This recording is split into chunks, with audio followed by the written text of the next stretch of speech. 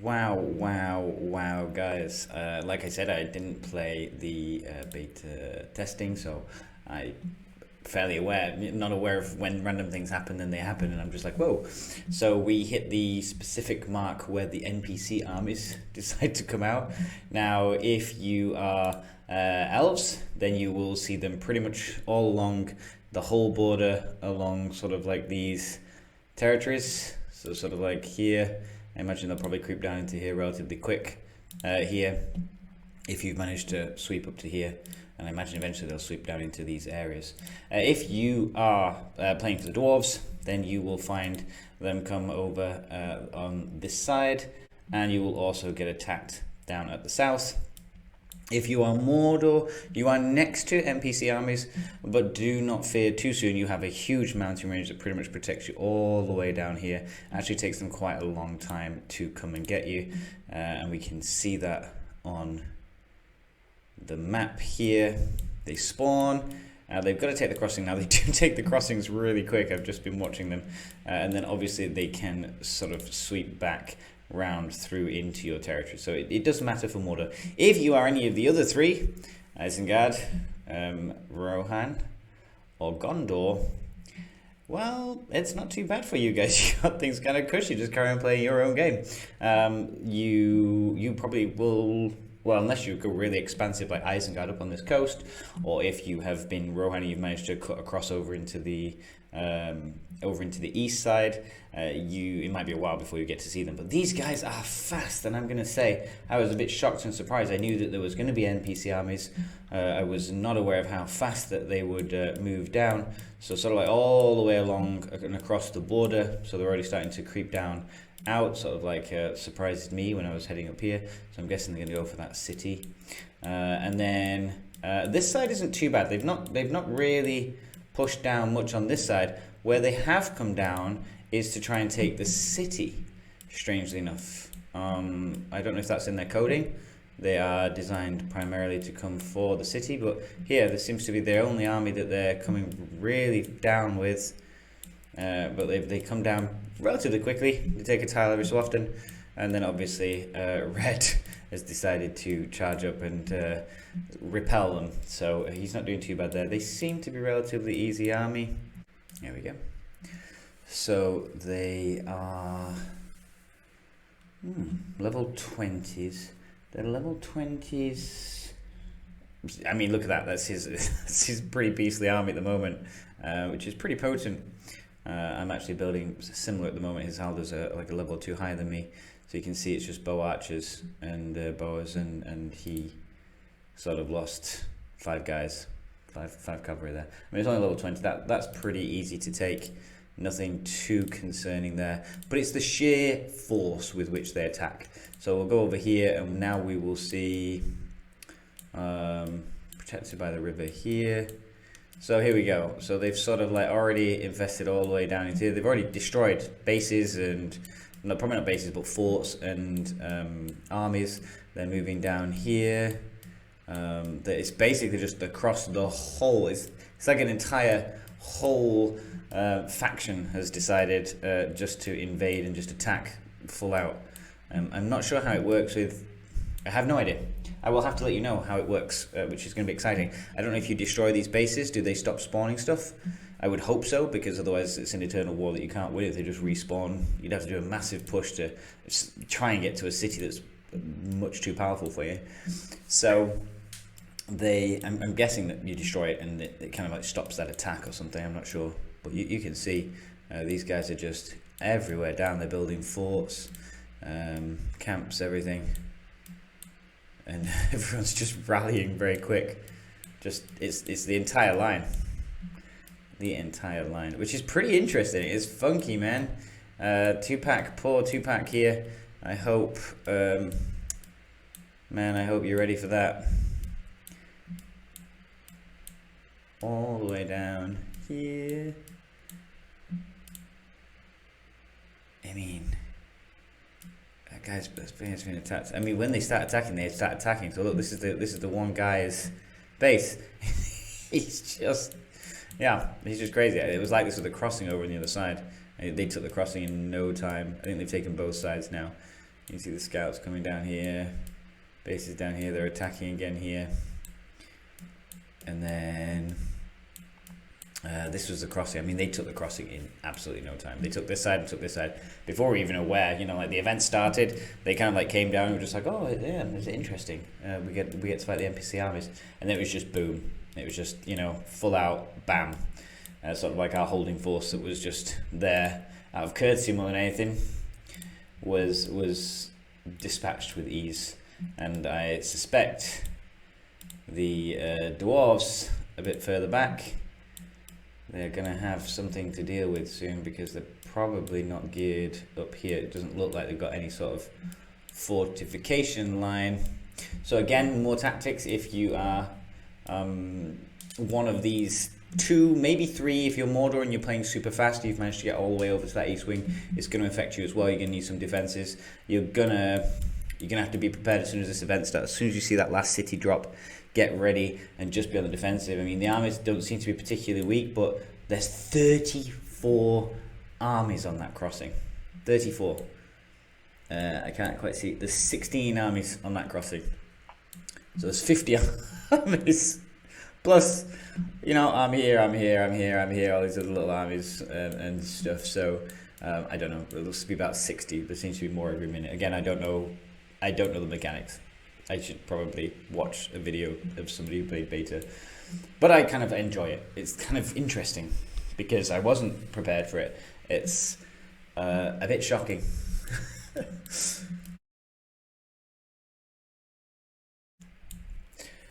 Don't forget, guys, in these nasty times of war with the NPCs coming out, don't forget to use your guard feature. So you can choose your hero. You can choose this button here, and it will guard the tile. Now, actually, if you control like a larger area, it guards like a 3x3 block, so it can protect you in case anything is coming in. And it's going to be a useful way, I think, for these stuff coming down, just because they're going to keep sending armies down possibly. So if you're going to keep repelling them, it's going to drain your stamina. But what might be an idea is go to a tile, click guard. It's going to stop their advances, and you should be able to deal with it long enough for everybody else to get their stamina and for you to position and move accordingly. And here we go for an example. We have Red, and he has set his army here to guard. He's going to attack here. He set this one to guard. It's now guarding these two tiles because it guards like a square. And these guys are sending an army out now. He managed to kill a level 20. And I'm wondering whether they send something big this time. And they go, oh, okay, we see where you're coming from. Now deal with this one. Or whether it's going to be random again. So we will see. That's only going to be 1 minute and 5 away. It's kind of interesting because it's only really coming, so all this stuff's coming from this one base. Whether they have specific armies and they get destroyed, they have to rebuild, or whether they have a certain amount of respawn per a certain time. Interesting. Oh, it was a level 20 army that attacked him. And what's he saying? Oh, he guarded with Merry and Pippin just to see if they defend, and Merry and Pippin was the one that was defending. Interesting, so Merry and Pippin protected Halder.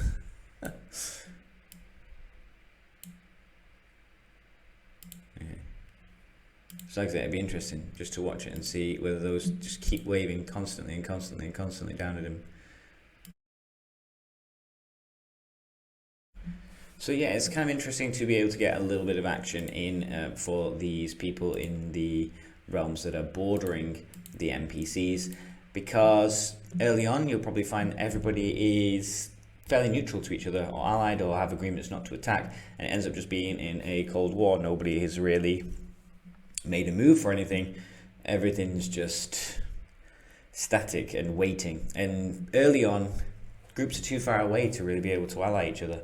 Okay, fair enough, you might end up with, like, you know, the dwarves and Isengard could make an agreement to both attack the elves, but you would have no idea. Potentially the elves could go, right, okay, fair enough, well, we're going to sacrifice this territory up here, we're going to long march, we're going to reinforce down here, and we're going to, you know, basically hit back to the Isengard, and then Isengard and the elves completely fight each other out, and the dwarves ends up the winner. You know, the ally faction ends up being in a much stronger position to move down and get the ring, and Isengard just end up being pushed back and drained from the elves. So it can be tricky this early on, because you can't really support each other for an alliance faction to really push for an attack on anything. What the NPCs allow, well, 1 to potentially 3 factions to do is you can actually get into some fighting practice, see the units, and sort of like engage with your siege war. So I know a lot of people are probably going to whine. I'm not sure I'm going to expect people saying, oh, it's not fair, there's three factions, get it. But it's practice, man, guys. Just it's practice, whatever. It's fine. You'll get over it. It's only early on in the game. If anything, it just should push you to want to try and deal with all of these pesky NPCs, even though the bases are pretty tough. I mean, those ones aren't too bad actually. That's probably easy to take away if you can push those armies and get into it. So I'm wondering if that one is the same.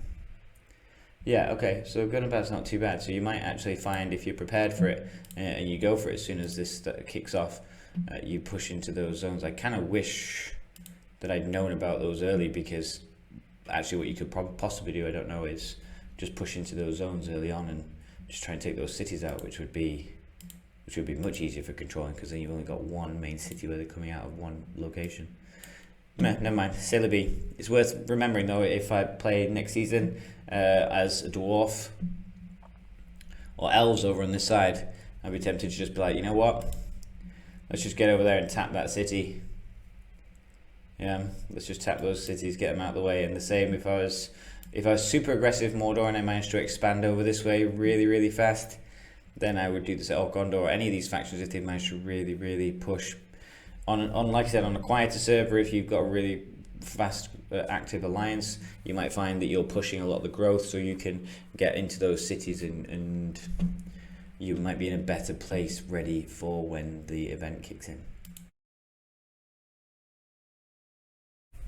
Well, there we go. Surprised, a bit confused, different from what I was expecting it to be. I actually kind of thought the NPCs were going to be starting from the very beginning of the game and we're just going to be slowly doing things. I was not expecting it to just be a boom, we turn them on, and whoa, that was a surprise when I was sort of like chilling, and I wasn't planning on making a video today, but as soon as it happened, I was like, oh my gosh, yeah, let's make a video. Let's just catalog what is going on.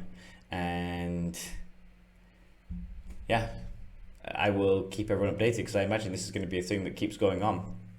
So I might do it in parts. I might do a short video sort of like over the next couple of days, just to track that progression, so you can see how fast they grow left unchecked, because obviously we're going to be defending him here, but as far as I'm aware, we don't have any more defensive lines anywhere along the Elven border. The dwarves don't seem to have one.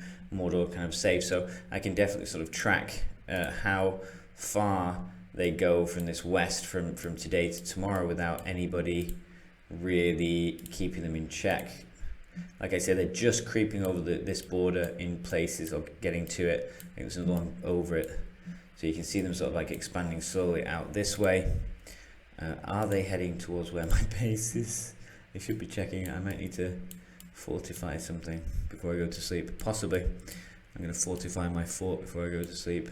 Again, I don't know how fast it's going to expand. I could wake up and the whole world is red and on fire.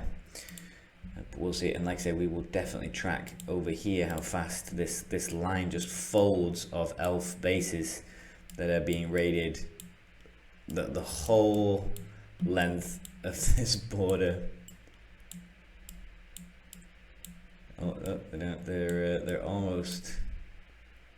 They're further down. The further down you go, the further in they are. It's an entire collapse here. Some people are going to wake up fairly sad. For those people, actually, I could probably understand why they're going to feel a little bit confused and sad, because we were warned, yeah, that something will happen, the events will happen, the NPCs will happen, but I don't think anybody particularly expected it to be this quick. That's pretty heavy, man. That's one player pretty much probably sending all our armies out to a tile here, and still the NPC armies are reinforcing. From Grunt Mock is reinforcing. Obviously, so this is the situation. So they've secured that crossing, and they're building forts. Yep, they're protecting. So they're reinforcing on this side. So they're going to take away those forts. They're reinforcing and building a sort of like a beachhead. So yeah, we will see this one tomorrow. It is, I'm sure they've been caught unawares as well. They've kind of got to break through a few elf forces here while they reinforce. There are huge amounts of armies here. So we'll see how the dwarves hold out tomorrow on our update, and see if there's any progression on this front. This one, like I said, should be the most exciting because we've got a huge, big, long line. They're not bottlenecked in as much as the other forces, so we're going to see their effect magnified because it's almost like a huge army swooping down across the whole front, which obviously is more difficult to control. And I don't know whether that's going to make a difference, whether because they're all spread out, there are fewer of them, so if somebody starts to fight back, they can manage and control that and stop it, versus those crossing points where we've seen sort of like 34 armies on one tile, 16 on the other side, and loads of others around. So obviously like that type of thing, going to try and take 34 armies off a crossing point and then also take the crossing down is a different challenge, a different problem.